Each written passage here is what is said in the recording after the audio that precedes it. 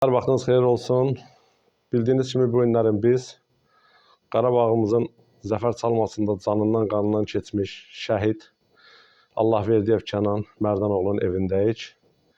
Bizim sağımızda oturan rəhmətli şəhidimizin atası Mərdan qardaşımızdır. Zəhmət olmasa siz şəhidimiz barəsində hər şeyi danışardınız. Çox xahiş edirəm sizdən. Öncədən sizə xoş gəlmisən deyirəm.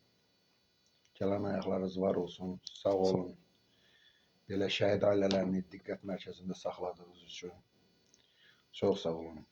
Şəhid Kənan mənim evladım, son 5 evladım idi və ailəcanlı bir evlad idi. Ailəsinə bağlı, qardaş bacısına bağlı bir evlad idi. Çox zəhmətkeş bir uşaq idi. Kənan əsgəri xidmətlərinə bir neçə il qalmış. Bəs şəhid olacam. Anası Füzuli rayonundan olduğu üçün və ana sənə o Qarabağ Füzuli torpağını azad edib verəcəm deyirdi. Və öz arzusuna da çatdı. Vətən müharibəsi başlayanda Tərtər istiqamətdən Suqovuşan istiqamətdə gedən döyüşlərdə iştirak etdi və 2 oktyabr şəhidlik zirvəsinə ucaldı. 4-cü günü Sumqayıt Şəhidlər Xiyabanında torpağa tapşırıldı. Kənan haqqında o qədər bizim danışılası sözümüz var ki, nə qədər danışsaq bitməz.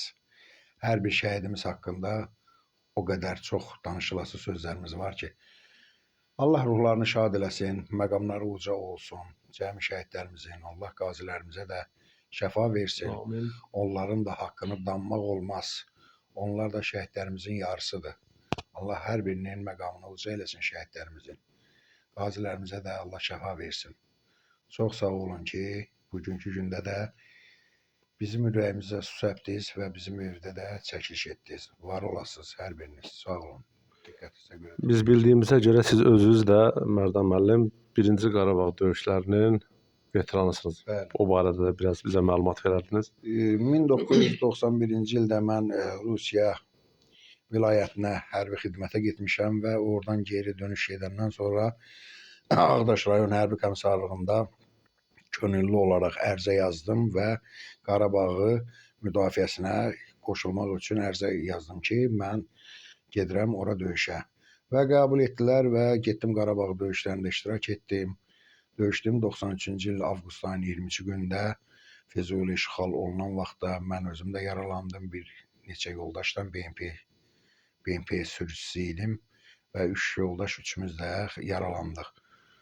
Və ilahin qisməti o oldu ki, gəldim, ailə qurdum, evladlarım oldu və bu evladımın son 5-i də bu vətən uğrunda qurban getdi. Allah hamısına rəhmət etsin, ruhları şad olsun. Amin. Bəli, bugünkü gündə bu həmin şəhidlərimizdir, həmin qazilərimizdir ki, bizə bu zəfəri yaşatdı, alınan torpaqlarımızı geri qaytardı. Allah bizim Ali Baş Komandanımıza da uzun ömür, can sağlığı əta eləsin ki, o şəhidlərimizlə bərabər o bu zəfəri bizə yaşatdı. Əsrlər boyu Azərbaycandan bizim gedən torpaqlarımıza heç olmasa 20% geri qaytarıldı bu şəhidlərimizin, qazilərimizin sayəsində. Allah şəhidlərimizə qəni-qəni rəhmət eləsin, yerləri cənnət olsun, Allah onların valideynlərinə də səbr əta eləsin. Amin. Bildiyimiz kimi də şəhidlərimiz bizim ölməzdir. Mən onu deyə bilərəm ki, mən dünənlərimdə dedim, bugün də deyirəm. Üzr istəyirəm ifadəmə görə, mənim xalam qızı həkimdir. Həmişə söhbətlərdə biz oturub onunla dərdləşəndə, adını çəkmək istəmirəm, deyirdi ki, belə deyək də, deyir xalaoğlu, düzdür, Hacı xanımdır, deyir, həmişə deyirdi ki, xalaoğlu, inanırsan bizim şəhidləri orada qəbul edirdi, biz gedib görürdük, şey edirdi, özü döyüş bölgəsində olub, həmin o 44 günün 44 günündə.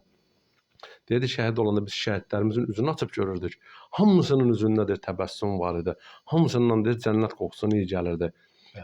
Halbuki həmin o qanın spesifik iyi var da, deyir, o 1 qram hiss olunmurdu. Müşk iyi gəlirdi, deyir, hamısından, o qanın qoxusu belə gəlmirdi.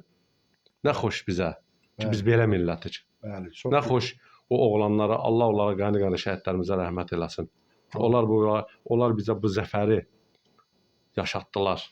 Bəli, Bu torpaqları geri qaytartdırdılar.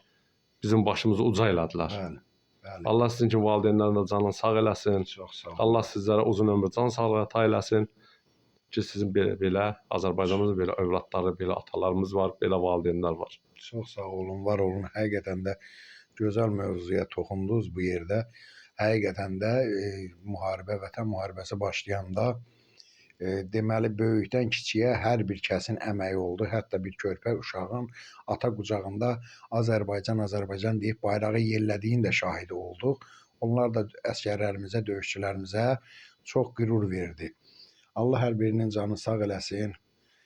Həmən o vətənə sadiq olan insanların. Deməli, həkimlərimizi çox gözəl vurğuladınız. Həqiqətən də həkimlərimizin də Allah canını sağ eləsin. Onlar da gecə-gündüz çalışdılar, yatmadan, yemədən, içmədən bu əlillərimizin demək olar ki, xəstəliyi ilə bağlı, müalicəsi ilə bağlı, onların əməliyyatı ilə bağlı çox əziyyət çəkdilər. Allah onların da canını sağ eləsin. Bir vətənin vətən olması üçün onun güclü sərkərdəsi olmalıdır, Bəli. güclü ordusu olmalıdır. Şükür Allahın böyüklüyünə ki, bizim də elə böyük bir sərkərdəmiz var. Bəli. Və böyük ordumuz var. Həqiqətən də 92-93-cü illərdə biz döyüş aparan vaxtı hərçimərçilik deyirlər, hərçimərçilik vaxtı idi. Hərə özünə bir komanda yaratmışdı, bir batalyon yaratmışdı. Şükür Allahın 3 nəfərə, 5 nəfərə də bir dənə silah vardı. Bəli, şükür Allahın böyüklüyünə ki, bu vətən müharibəsində hamı bir nəfər kimi Ali Baş Komandanın, böyük sərkərdəmizin ətrafında birləşdi və rəhbərlik bir oldu, komandanlıq bir oldu, əmr etdi və bu oğullar canlarından keçdilər və qazi olan oldu, şəhid olan da şəhid oldu. Və qalib bir ordu kimi bu döyüşdən alın-açıq çıxdıq, başuca çıxdıq. Allah Ali Baş Komandanımızı da qorusun, Amin. Allah ordumuzu da qorusun. Amin. Sağ olun, var olun. Deməli, 2020-ci il idi. 27 sentyabr səhər tezdən oğlum gəldi. Mən evdə yox idim. Oğlum gəldi ki, ata, müharibə başlayıbdı. Həqiqətən o acıları mən yaşamışdım. Bu döyüşləri mən görmüşdüm. Bu şəhidləri mən görmüşdüm. Çox həyəcan yaşadım və Allahdan arzu etdim ki, hətta oğlum şəhid olanda da, torpağa tapşırılanda da arzu etdim, əl açsın Allah ki, ya Allah, sonuncu şəhidimiz elə Kənanımız olsun. Və 2 oktyabr günü, 3 oktyabr günü, üzr istəyirəm, oğlum gəldi ki, ata, məni icra hakimiyyətindən zəng vurublar ki, gəl səhər voyinkomata. Və mən o nömrəni götürdüm, zəng vurdum ki, nə idi əlaqədərdir ki, uşağı çağırmaz. Dedilər, bilmirəm, nədənsə söhbət etdilər, həmən sözlər tam dəqiqliyinə yadımda deyil. Heç ağlıma gəlməzdi ki, mənə oğlumun şəhidlik xəbərini vermək istəyirlər. Lakin heç bilməyiblər ki, bunun qardaşıdır ya atasıdır. Onlar elə bilib ki, dayısı mı və yaxını kimsə biri. Səhər tezdən ayın 4-cü günü biz getdik voyinkomata və orada bizə başınız sağ olsun, oğlunuz vətən uğrunda şəhid olub, dedilər. O həyəcanı yaşamağı heç bir ata-anaya qismət etməsin söyləyirəm. Çox acı bir xəbər idi. Acı olan qədər də qürurlu idi ki, şəhidin adı o qədər də təsəlli yeri var ki, şəhid adı.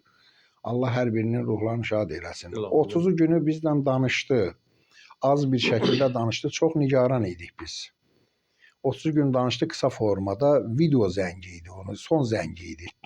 Vida zəngi, daha doğrusu, üzr istəyirəm. Vida zəngi idi və mən dedim ki, anam da çox narahatdır. Söndürmə dedi, ata, vaxt yoxdur.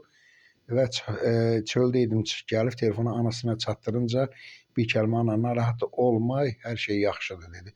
Son danışığımız oldu. Müharibədən bir həftə sonra, başlayandan bir həftə sonra və Kənanın şəhid xəbərini bizə verdilər. Allah heç kimə göstərtməsin, çox böyük bir acı idi. Çox da qürur vericidir ki, vətən uğrunda, bayraq uğrunda, millət uğrunda canını fəda edibdir. Allah ruhlarını şad etsin, hər birini. Allah cəmi şəhidlərimizə qəni-qəni rəhmət eləsin. Allah qazilərimizə də şəfaət eləsin. Amin. Allah şəhid ailələrinə də səbr əta eləsin. Amin ilahi.